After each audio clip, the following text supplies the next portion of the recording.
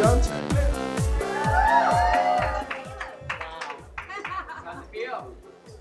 This is crazy. I mean, this is nuts. I can't even begin to describe what's running through my head right now. Like this is crazy. This is nuts.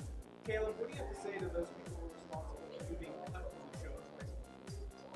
the show? Well, the judges were the ones that cut me.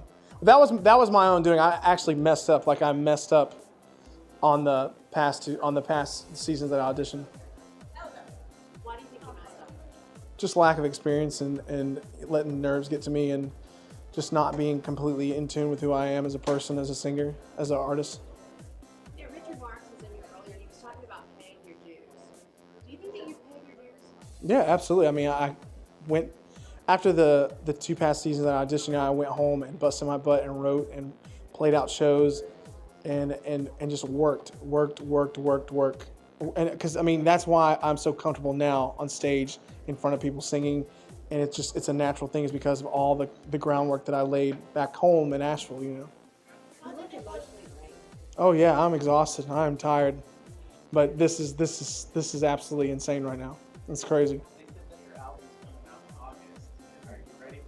Yeah, I mean, we're gonna buckle down, and there's gonna be some badass songs. It's gonna be really soulful. It's gonna have a lot of depth to it. It's gonna be heavy, and that's the record.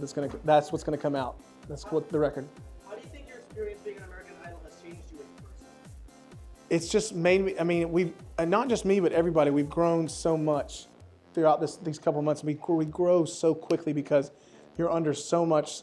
One thing is scrutiny. You know, judgment. You're getting judged.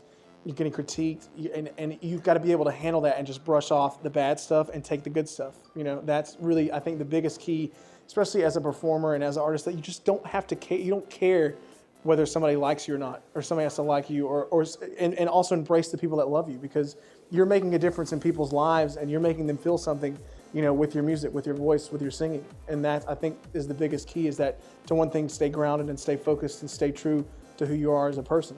Caleb, what kind of advice would you give to someone wanting to audition for the show? To do it. I mean, if you want to have a career in music and gain so much knowledge and experience in a short amount of time, Idol is the way to do it. I mean, and not only that, but the whole Idol team is some of the nicest, most incredibly talented, amazing, insightful people that I've ever met and ever worked with, and those are the people that I'm going to be friends with till the day I die. You know. How do you anticipate this is going to change your life? Is there a move in your future? What? Is there a move in your future? A move? Yeah. Yeah, you know, I don't know necessarily if I'm actually going to live in LA permanently, but I mean, I'd love to just come out and stay and work, because this is such a creative and vibrant town that you get kind of bit by that bug, and it just makes you want to work and grind and just stay hungry, you know, for the vision and the art that you want to make, you know. You're not the typical American Idol. Yeah, this is what's so cool, is that I'm probably the antithesis of what the American Idols have been, you know.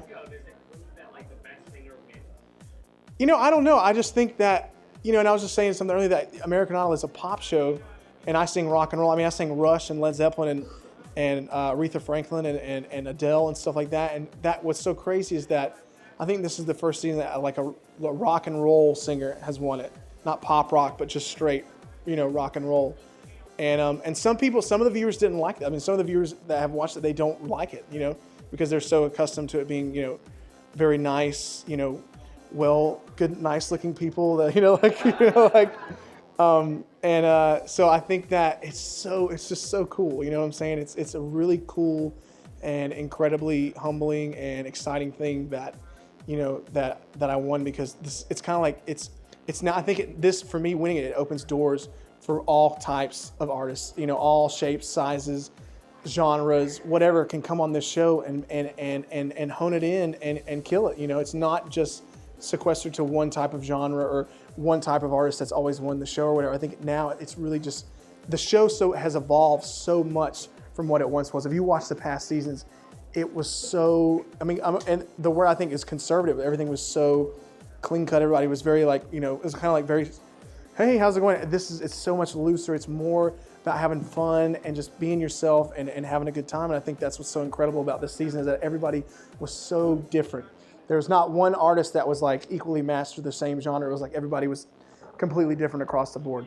You know? One more question. Caleb, some of the music that you did on the radio or on the show this year isn't really what we hear on radio. How are you going to make music that does get played on radio? You know, I think that it just, you have to, again, stay true to who you are as a person, as a singer. And, you know, the music that I love is rock and roll, older music. But that's the thing is that the music that I grew up on it wasn't just singles based, or it was like, see, the thing that I don't like now is that a lot of music has just become disposable. Like, it's like the equivalent of like a can of coffee that you just get and you throw it away. Back then, people made records and it was this full, beautiful thing where it was like from front to back. It was the amazing songs that told a story, that engaged people, where you were taken on a journey. It wasn't just a song that you get for 99 cents and then you forget it like 2 days later. You know what I'm saying? That's the thing that I really am upset with you know, a lot of pop music and stuff like that, that there's so much amazing music out there that nobody hears about it because nobody gives it the chance to listen to it. You know what I'm saying? And I know, like, you know, with me in rock and roll and stuff like that, that's the type of music that I want to make. You know, I want to write a rock opera. I want to do some crazy. I want to do like a zombie rock opera. I want to do some crazy out there, you know.